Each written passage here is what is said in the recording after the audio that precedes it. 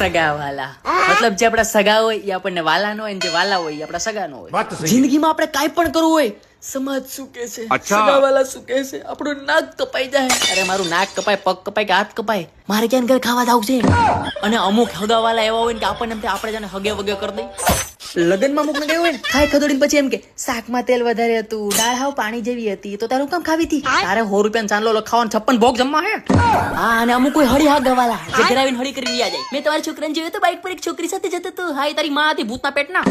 અને બધાના ખાનદાનમાં એક હોય મહાણીઓ, એ હોય રિહામણ. મતલબ એને લગ્ન હોય, છઠ્ઠી હોય, શ્રીમત હોય કે મુંડન હોય કે ગમે મરી ગયું હોય ને ત્યાં એને ચાંદીના થાળમાં હે ને આમંત્રણ આપવા જવાનું. હા, નકર ભાઈને વળ ચડી જાય. આપણે આપણા છોકરાને એટલું ન મનાવતા જેટલું આ ભળવાન મનાવવો પડે. અમુક નંગ હોય ઉચ્ચ કોટીના ટપાલી.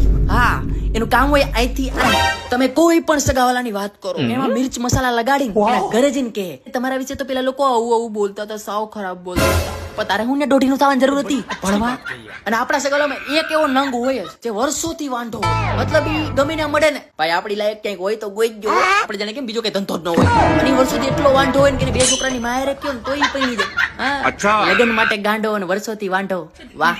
અને એક આપણા સગાવાલામાં હોય ઝેરી આંટી જે હસતા હસતા આપડી બાળી નાખે. મતલબ એ રીતે અમારે તમારે જેવું થોડું હોય કે ગમે ત્યારે રખડો આવ્યા છે ને ગમે તેમ પૈસા ઉડાડીએ. અમારા છોકરા તો બહુ સંસ્કારી. હા, ના ના, અમારા છોકરાને લફડા બફડા ગમે જ નહીં. હા, અમારા છોકરા તો કમાઈને ઉડાડે.